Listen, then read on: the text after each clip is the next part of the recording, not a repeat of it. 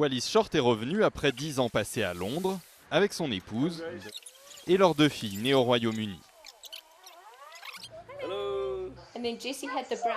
Et lorsque toute la famille regarde les vidéos de ce temps-là, personne ne regrette d'être rentré.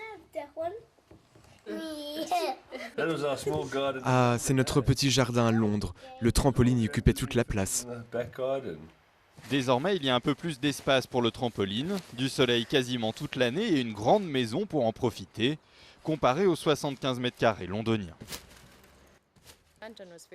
Londres a été une belle période de notre vie, mais ce n'était pas chez nous et nous n'avions pas la même qualité de vie qu'ici. C'est vraiment bien d'être de retour à la maison.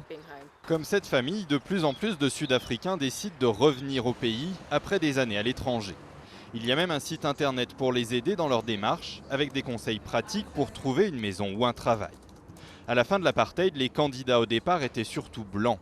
800 000 seraient partis en 10 ans, soit quasiment 20% d'entre eux. Mais ces dernières années, qu'ils soient blancs, noirs, indiens ou métis, la fuite des cerveaux concernait toutes les catégories. D'où l'idée de ce site internet pour les convaincre de revenir. Nous voulons nous concentrer sur les domaines de compétences qui manquent en Afrique du Sud. Docteurs, infirmières, spécialistes informatiques, tous ces domaines où nous avons besoin d'expertise, de leadership et d'expérience internationale pour créer des emplois et développer notre économie, ici.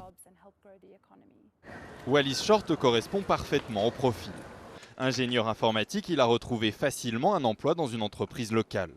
Il ne fait pas partie de ceux qui craignent le Black Economic Empowerment, ou BEE, cette politique de discrimination positive qui favorise les groupes historiquement désavantagés.